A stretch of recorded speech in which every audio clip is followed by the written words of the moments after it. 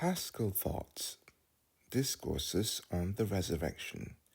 Please hit the like button to make YouTube spread this truth.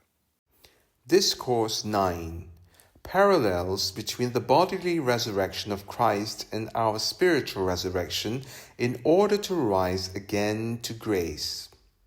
For if we have been united with him in the likeness of his death, we shall also be united with him in the likeness of his resurrection. Romans 6, verse 5.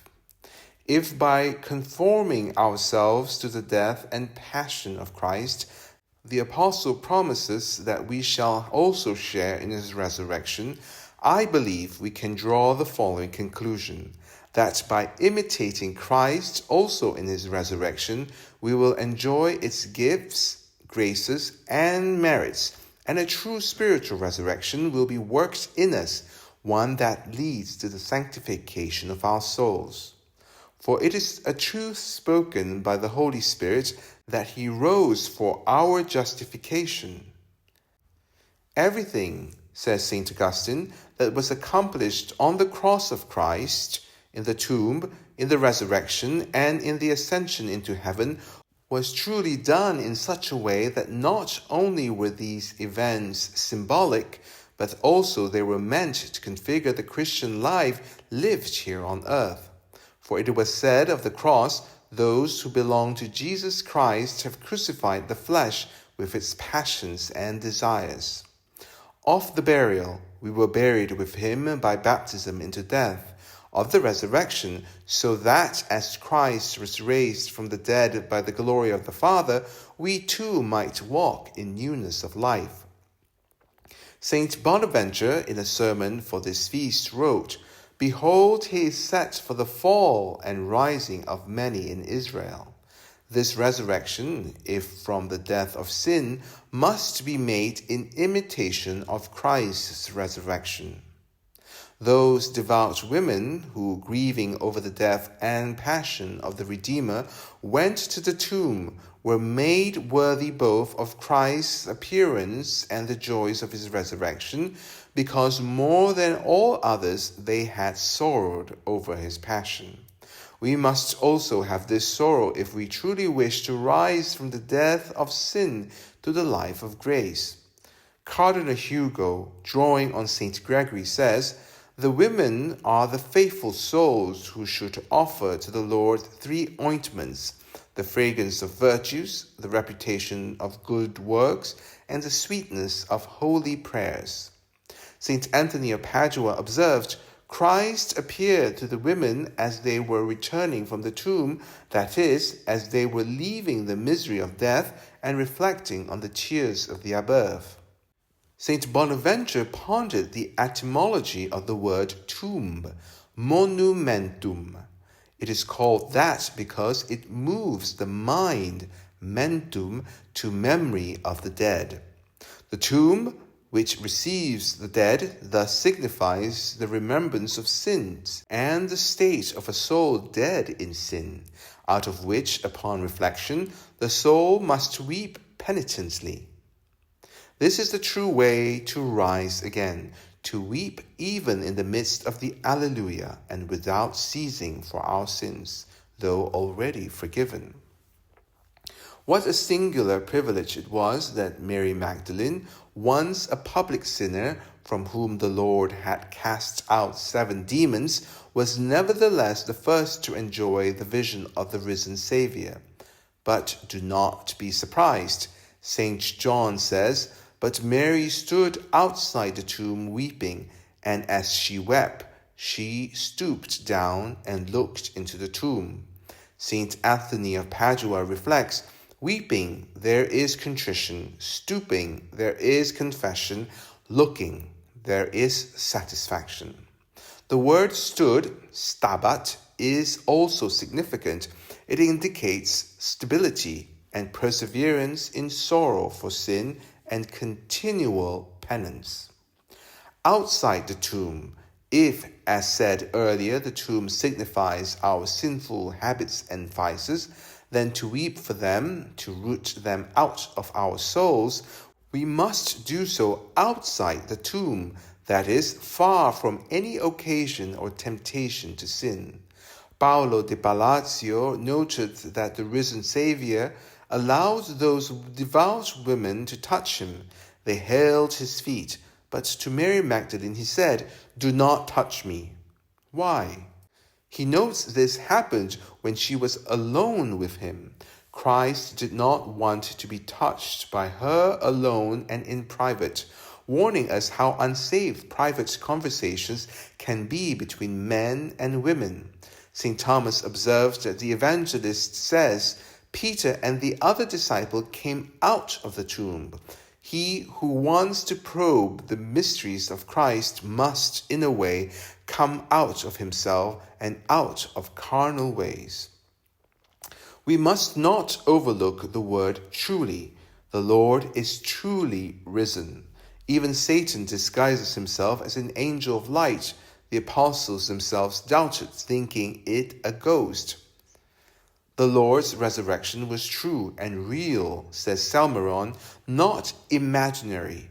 And so our own resurrection from sin must not be feigned or superficial. How will we know if it's real?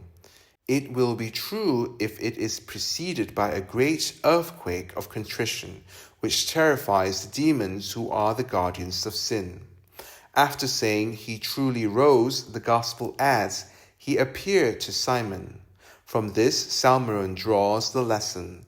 This resurrection, meaning the sinner's rise to true penance, must present itself to Peter, meaning that the penitent must go to the priest to receive the benefit of absolution.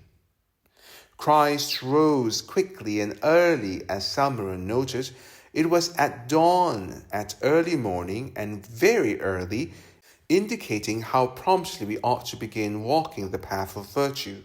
St. Thomas also observed that the evangelist said, they went out quickly from the tomb. Note the word quickly, for one must hasten to leave sin. Thus it is written in Ecclesiasticus, do not delay in turning to the Lord, and do not put it off from day to day. All the prophecies of Scripture foretold that Christ would remain in the tomb for 3 days, and he himself said of the temple of his body, in 3 days I will raise it up. And yet he remained only about 40 hours. The mystery may be this: the tomb represents a soul immersed in sin. That soul must not delay in breaking the bonds that tie it to guilt. It must rise to grace quickly. St. Bonaventure says, Christ's resurrection was at daybreak, so you too should not rise late, but early from your sins. St. Bonaventure also noted that the Saviour's resurrection was complete. He left neither hand nor foot in the tomb, and after rising, he showed both hands and feet. So you too must rise from sin completely. Whoever still has dead hands, bad deeds, or dead feet, sinful attachments, or who, though converted, still holds on to ill-gotten goods, hatred, and other vices, has not yet truly risen, for God raises only completely. Likewise, when the Holy Spirit descended upon the apostles, he filled the whole house, meaning that every part of our soul and heart must be filled with grace, leaving no room for sin. Whoever keeps the whole law but fails in one point has become guilty of all. Christ ate in front of his disciples, according to Salmeron, to show that his resurrection was real and not a ghost. In the same way, those who are truly justified from sin must frequently be nourished by the bread of the word and the sacrament. That same day, he joined the 2 disciples on the road to Emmaus, and they did not recognize him until he communicated himself in the most holy Eucharist. They knew him in the breaking of the bread.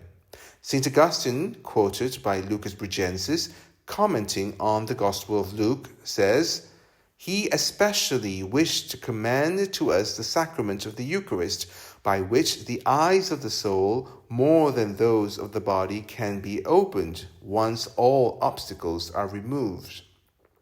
He wanted to teach that we will experience his resurrection within us and gain deeper knowledge and light when we frequently receive this heavenly bread. We can also note that to prove his resurrection, he did not eat just any food, but a roasted fish and honeycomb. Those two disciples on the road to Emmaus showed signs of despair, believing Christ was not truly the Messiah because they did not see him risen, and they were rebuked with these words, "O foolish ones, and slow of heart to believe." Yet, despite this, they were found worthy to be accompanied by the most gracious Lord, who enlightened them, as we've already said. Why? Jesus himself drew near and walked with them. Lucas Bregensis says, "Blessed companionship. Whenever two people talk of nothing but Jesus, he joins them as their companion." If we want to enjoy the company of the risen Christ, let us talk of him. Let us love spiritual and sacred reading. Did not our hearts burn within us as he talked with us on the road? Your word is most pure, and your servant loves it exceedingly. Christ, rising from the dead, dies no more. He rose never to die again. Baptism is both the pledge, says St. Ambrose, and the image of resurrection, so that by living in the commandments of Christ, we do not turn back to former things. For one who is destined to die no longer sins, because death is the end of sin. Explaining the words with which we began, if we have been united with him in the likeness of his death, we shall also be united in the likeness of his resurrection. St. Ambrose adds, we are said to rise happily if we have been united with him in the likeness of his death. That is, if in baptism we lay aside all vices and are transferred into a new life, committing no more sin. By this we are made like his resurrection. Christ did not rise alone, but with many. Many bodies of the saints who had fallen asleep rose. This teaches us how pleasing and excellent a sacrifice it is to God when someone rises from sin and brings others along, by example, to penance, especially those who once shared their sins. But with this, a caution must be added. We must be careful not to associate with those who could become again an occasion for sin, even under the pretext of leading them to conversion. For it is a dangerous hope to expect to be saved while remaining among the fuel of sin. The serpent is cunning and will sometimes, under the pretense of good intentions, cause us to fall back into evil. Amen. Please let us know what you think of this discourse in the comments section. And remember to like this video to make YouTube spread this truth. And thank you for your generosity. God bless you. Ave